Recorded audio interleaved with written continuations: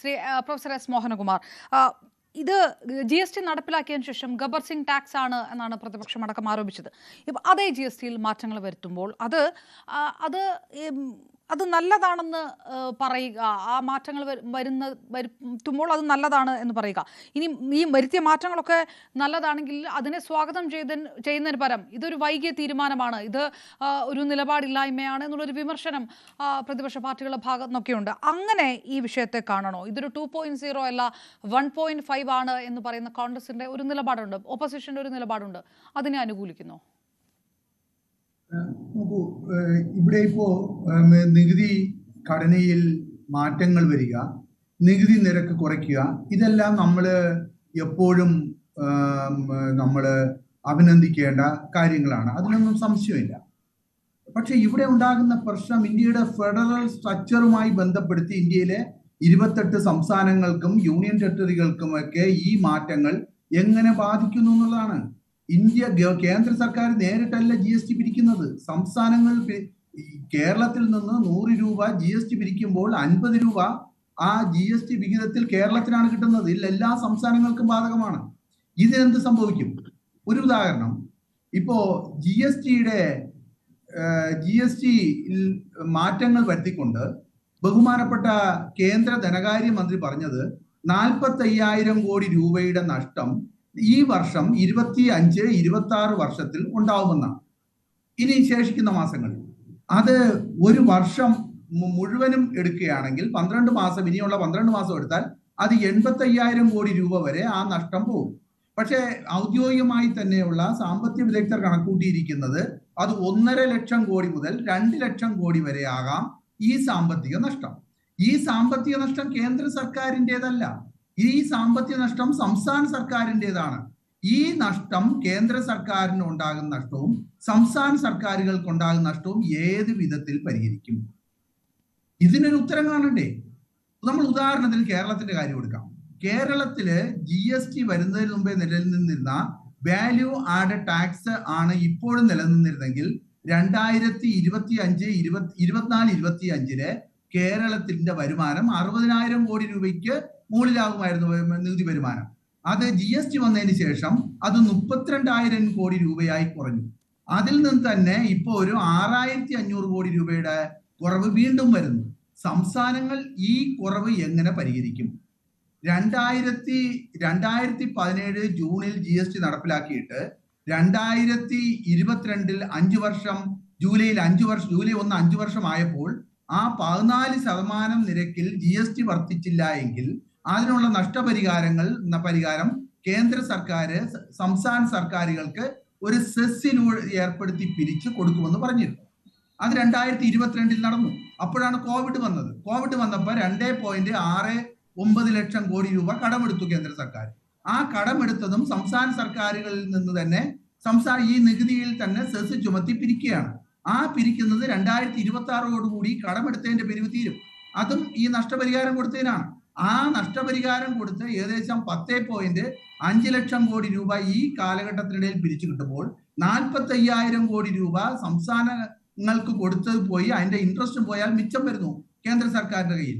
ആ പണമെങ്കിലും ഇപ്പോഴുണ്ടായ ഈ നികുതി ഘടനയിലുണ്ടായ കുറവ് മൂലം കൊടുക്കണമെന്ന് ആവശ്യപ്പെട്ടപ്പോൾ കേന്ദ്ര സർക്കാർ പറയുന്നു ഞങ്ങൾ തരില്ല.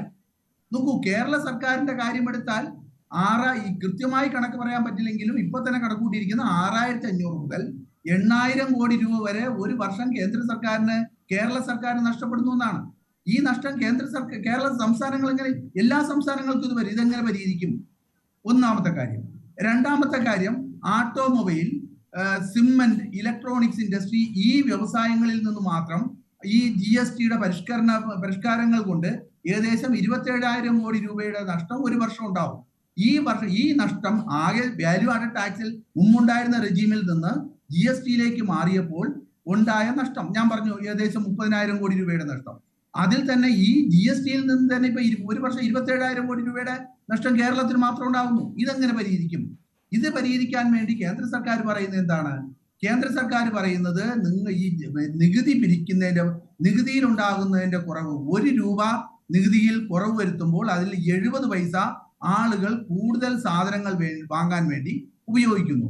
ഈ 70 പൈസ കൂടുതൽ സാധനങ്ങൾ വാങ്ങാൻ വേണ്ടി ഉപയോഗിക്കുമ്പോൾ സാമ്പത്തിക ശാസ്ത്രത്തിന്റെ നമ്മളെ ടാക്സ് മൾട്ടിപ്ലയർ ഉപയോഗിച്ച് നോക്കുമ്പോൾ ഏകദേശം അത് ഇന്ത്യയുടെ GDP-യിൽ 0.6% വർധനവ് വരുത്തുന്നു. ഇങ്ങനെ സാമ്പത്തിക വളർച്ച കൂടുകയും അങ്ങനെ സാധനങ്ങളുടെ ഡിമാൻഡ് വർദ്ധിക്കുകയും ആളുകൾ കൂടുതൽ നികുതി കുറച്ചത് കൊണ്ട് ആളുകളുടെ കയ്യിൽ കൂടുതൽ വരുമാനം ഉണ്ടാവുകയും അവർ കൂടുതൽ സാധനങ്ങൾ വാങ്ങുകയും ചെയ്യുന്നതിന്റെ ഭാഗമായി കൂടുതൽ വരുമാനം വരുമെന്നാണ്. പക്ഷെ ഇതൊരു ഓപ്പൺ എക്കോണമിയായി മാറിക്കഴിഞ്ഞു ഇന്ത്യ. നമ്മളെ രാജ്യത്ത് ആളുകളുടെ കയ്യിൽ കൂടുതലായി വരുന്ന പണം അവരെ ഇന്ത്യയിൽ ഉൽപ്പാദിപ്പിക്കുന്ന സാധനങ്ങൾ വാങ്ങുമെന്ന് എന്താണ് ഉറപ്പ്? കഴിഞ്ഞ 2 മാസത്തേക്ക് മുമ്പേ കേന്ദ്ര സർക്കാർ UK ബ്രിട്ടനുമായി ഒരു കരാറിൽ ഒപ്പിട്ടിട്ടുണ്ട്. ഏകദേശം 1800ഓളം സാധനങ്ങൾ ഡ്യൂട്ടി ഇല്ലാതെ ഇന്ത്യയിലേക്ക് ഇറക്കുമതി ചെയ്യാനുള്ള ഒരു കരാറാണത്. ഇങ്ങനെ പല ആസിയാൻ കരാർ, ഇങ്ങനെ പല കരാറുകളും നിലനിൽക്കുകയാണ്, ഉഭയകക്ഷി കരാറുകൾ നിലനിൽക്കുകയാണ്. ഈ ഞാൻ ഒരു കാര്യം ചോദിക്കുന്നത്, പ്രധാനമന്ത്രി ഇത് പറയുമ്പോൾ ഈ കണക്കുകളെല്ലാം പറയുകയും ഒരു ഫെഡറലിസത്തെ തകർക്കുന്നു എന്നുള്ള ഒരു ആരോപണമാണല്ലോ താങ്കളടക്കം പറയുന്നത്. അപ്പോഴും ഇത് സാധാരണ ജനങ്ങൾക്ക് വേണ്ടിയാണ്. ബജറ്റ് ഉത്സവ് എന്നാണ് പറയുന്നത്, സേവിങ്സ് ഉത്സവത്തിലേക്ക് കടക്കുന്നു എന്നുള്ളത്. അപ്പോൾ പ്രധാനമായിട്ടും ഇടതുപക്ഷം അടക്കം ഇതിനു മുൻപ് ഉന്നയിച്ചിരുന്നത് ഇത് ഈ വിലക്കയറ്റത്തിൽ നിന്ന് ശ്രദ്ധ മാറ്റാനുള്ള ഒരു തന്ത്രമാണ്. ഇത് എങ്ങനെയാണ് വ്യാപാരികൾ ഈ വില കുറയ്ക്കുക, ഇനി നോക്കി വാങ്ങിക്കേണ്ടി വരില്ലേ എന്ന തരത്തിലുള്ള ആരോപണങ്ങളൊക്കെ വന്നതാണ്. പക്ഷേ പ്രധാനമന്ത്രി ഇത് പറഞ്ഞ മണിക്കൂറുകൾക്കകം അല്ലെങ്കിൽ മിനിറ്റുകൾക്കകം മിൽമ അടക്കമുള്ളവയുടെ വില കുറവ് പുറത്തേക്ക് വന്നിരിക്കുന്നു. കേരളം പോലുള്ള ഒരു സാധാരണ സംസ്ഥാനത്തെ സംബന്ധിച്ചിടത്തോളം, ഒരു കൊമേഴ്ഷ്യൽ സംസ്ഥാനത്തെ സംബന്ധിച്ചിടത്തോളം അത്യാവശ്യ സാധനങ്ങളുടെ വില ഇങ്ങനെ കുറയുന്നത് ജനങ്ങളെ നേരിട്ടല്ലേ ബാധിക്കുക? സ്വാഭാവികമായിട്ടും കമേഴ്ഷ്യൽ സ്റ്റേറ്റായ കേരളത്തിൽ, മധ്യവർഗം ഏറ്റവും കൂടുതലുള്ള കേരളത്തിൽ അത് നേരിട്ട് ഇൻഫ്ലുവൻസ് ചെയ്യാനുള്ള സാധ്യത കൂടുതലല്ലേ? ഇന്ത്യയുടെ മൊത്തം തൊഴിലെടുക്കുന്ന ജനങ്ങളിൽ 45% ആളുകളും ജോലി ചെയ്യുന്നത് കാർഷിക മേഖലയിലാണ്. കാർഷികോൽപ്പന്നങ്ങളുടെ പേരിൽ അവരുടെ കയ്യിൽ പണം എത്തിയാലേ ഇന്ത്യയില് ബിസിനസ് വ്യാപാര രംഗത്തും ഉൽപാദന രംഗത്തും പുരോഗതി ഉണ്ടാവുള്ളൂ. ആ പുരോഗതി ഉണ്ടാകുന്നതിന് എങ്ങനെയാണ് ടാക്സ് കുറച്ചാൽ ആളുകളുടെ കയ്യിൽ കൂടുതൽ പണം എത്തുന്നത്? ഇപ്പൊ ഉള്ള പണമല്ലേ അത് കൂടുതൽ അങ്ങോട്ടും ഇങ്ങോട്ടും ഒരു ഷിഫ്റ്റ് അല്ലേ വരുന്നുള്ളൂ. അവര് വാങ്ങിക്കൊണ്ടിരുന്ന സാധനത്തിന് പകരം അവര് ഇപ്പം 1 കിലോ വാങ്ങിക്കൊണ്ടിരുന്ന ചിലപ്പോൾ 1.5 കിലോ വാങ്ങുമായിരിക്കും. പക്ഷെ അങ്ങനെ അല്ല ഉണ്ടാകുന്നത്. ഇപ്പം നമ്മുടെ അരിയുടെ വില കുറച്ചത് കൊണ്ട് ഒരു പ്രാവശ്യം ചോറ് കഴിക്കുന്ന ആള് ഇപ്പൊ ഉണ്ണുന്നയാള് 2 പ്രാവശ്യം ഉണ്ണില്ലല്ലോ. അപ്പൊ ഈ സാധനങ്ങളുടെ ടാക്സ് കുറച്ചത് കൊണ്ട് അവരുടെ എല്ലാം ഡിമാൻഡ് പെട്ടെന്ന് തന്നെ വർദ്ധിക്കുമെന്ന് പറയുന്ന കാര്യത്തിൽ അർത്ഥമില്ല. അങ്ങനെയൊന്നും അല്ല രാജ്യത്തിന്റെ സമ്പദ് വ്യവസ്ഥ വർക്ക് ചെയ്യുന്നത്. സമ്പദ് വ്യവസ്ഥ വർക്ക് ചെയ്യണമെന്നുണ്ടെങ്കിൽ സാധാരണക്കാരുടെ കയ്യിൽ, ബഹുഭൂരിപക്ഷം വരുന്നവന്റെ കയ്യിൽ അവന് കൂടുതൽ തൊഴിലവസരങ്ങൾ ഉണ്ടാവണം, അവന്റെ കയ്യിൽ കൂടുതൽ വരുമാനം എത്തണം. ആ വരുമാനം എത്തുന്നതിനുള്ള എന്ത് മാർഗമാണ് സ്വീകരിച്ചിരിക്കുന്നത്? ഒരു കാര്യം കൂടെ പറഞ്ഞ് അവസാനിപ്പിക്കാം. നോക്കൂ, GST ഇപ്പോൾ എന്തുകൊണ്ടാണ് ഇന്ത്യയിൽ കൊണ്ടുവന്നത്? ഇന്ത്യയിൽ ഇപ്പോൾ GST കൊണ്ടുവന്നത് റിസർവ് ബാങ്ക് ഓഫ് ഇന്ത്യ തന്നെ പറയുന്ന ഒരു മിനിമം വിലക്കയറ്റം ഇന്ത്യയിൽ ഉണ്ടാകണമെന്നുണ്ട്. 4%, അതിന് +or-2 ഒരു 6% വരെ അപ്പർ ലിമിറ്റ് ആവാം, 2.5% വരെ ആവാം. പക്ഷെ ഇന്ത്യ പോലുള്ള ഒരു എമർജിങ് എക്കോണമിയിൽ 4%-ൽ കുറവ് പണപ്പെരുപ്പം, വിലക്കയറ്റം കുറഞ്ഞാൽ അത് ഭീതിജനകമായ അന്തരീക്ഷമാണ് ഉണ്ടാക്കുന്നതെന്ന് ഈ റിസർവ് ബാങ്ക് തന്നെ പറയുന്നതാണ്. അപ്പൊ നമ്മുടെ വിലക്കയറ്റം 2.5%-ൽ എത്തി നിൽക്കുകയാണ് ഇന്ത്യയിലെ. ഈ വിലക്കയറ്റം 2.5% എത്തി നിൽക്കുക എന്ന് പറയുന്നത് ആളുകളുടെ കയ്യിൽ കമ്പോളത്തിൽ വിൽക്കാൻ കൊണ്ടുവരുന്ന സാധനങ്ങൾ വിൽക്കാൻ പറ്റാതെ കച്ചവടക്കാർ തിരിച്ചു കൊണ്ടുപോകുന്ന അവസ്ഥയാണ്. അങ്ങനെ ഉണ്ടാകുന്ന പ്രത്യേക തരത്തിലുള്ള ഡിഫ്ലേഷൻ ആണ് ആ പോയിന്റ് വളരെ വാലിഡ് ആണ്. ഞാൻ തിരികെ എത്താം professor S Mohankumar. Doctor Mary George, വിലക്കയറ്റം ഒരു ഗുരുതര പ്രശ്നമായിട്ട് നിൽക്കുന്നു. ഇതിൽ നിന്ന് ജനശ്രദ്ധ മാറ്റാനുള്ള ഒരു തന്ത്രം മാത്രമാണോ ഈ GST പരിഷ്കരണം? ഇതൊരു സാധാരണക്കാരനെ കബളിപ്പിക്കുന്ന ഒരു രാഷ്ട്രീയ തന്ത്രമാണോ? ഈ സംസ്ഥാനങ്ങൾ ഈ രീതിയിൽ വലിയ ഒരു ഭാരം ഏറ്റെടുക്കേണ്ടി വരും എന്ന് പറയുമ്പോൾ, നോക്കൂ, നിങ്ങൾക്ക് സാധാരണക്കാർക്ക് നേരിട്ട് ബാധിക്കുന്ന തരത്തിൽ നികുതി ഭാരം കുറയുകയാണ്, നിങ്ങളുടെ സേവിങ്സ് കൂടുകയാണ് എന്നാണ് പ്രധാനമന്ത്രി പറയുന്നത്. ഒറ്റ നോട്ടത്തിൽ സാധാരണക്കാരായിട്ടുള്ള ജനങ്ങൾ നോക്കുമ്പോൾ അതല്ലേ കൂടുതൽ സ്വാധീനിക്കാനും മനസ്സിലാക്കാനും കഴിയുക?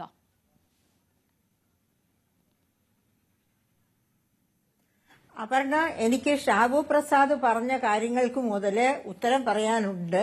പക്ഷെ ഞാൻ ഇപ്പോൾ അതിലേക്ക് പോകുന്നില്ല. ചോദിച്ച ചോദ്യത്തിന്റെ ഉത്തരം തന്നെ തുടങ്ങാം. അതായത് ഇപ്പോഴത്തെ വില നിലവാരം എന്ന് പറയുന്നത് ഓൾ ഇന്ത്യ തലത്തിൽ 2.07 ആണ് ഇന്നലത്തെയും ഒക്കെ വില നിലവാരം. നേരെ മറിച്ച് കേരളത്തിൽ മാത്രം അത് 9.5%-നും 10% ഇടയിലാണ്. അതായത് കേരളം വളരെ ഉയർന്ന വില കയറ്റം അനുഭവിച്ചുകൊണ്ടിരിക്കുന്നു. അതിന്റെ പ്രധാന കാരണങ്ങളായിട്ട് വെളിച്ചെണ്ണയുടെ വിലക്കയറ്റവും മറ്റു പല കാര്യങ്ങളും ചൂണ്ടിക്കാണിക്കുന്നുണ്ട്. അപ്പൊ എന്ത് തന്നെയാണെങ്കിലും വിലക്കയറ്റം ഇങ്ങനെ കുറഞ്ഞ ഓൾ ഇന്ത്യ തലത്തിൽ വിലക്കയറ്റം കുറഞ്ഞിരിക്കുന്ന ഒരു സാഹചര്യത്തിൽ GST റീസ്ട്രക്ചറിംഗ് നടത്തുക. അപർണ, ഒരു എന്താ എക്കോ വരുന്നുണ്ട്, അതെന്നെ ശല്യപ്പെടുത്തുന്നുണ്ട് കേട്ടോ. എക്കോ. ശരിയാക്കാം മാഡം, അത് പറയണം, നമുക്ക് ശരിയാക്കാം. അപ്പൊ ഞാൻ ഓക്കെ അപ്പൊ അങ്ങനെ ഇപ്പൊ എക്കോ നിന്നു.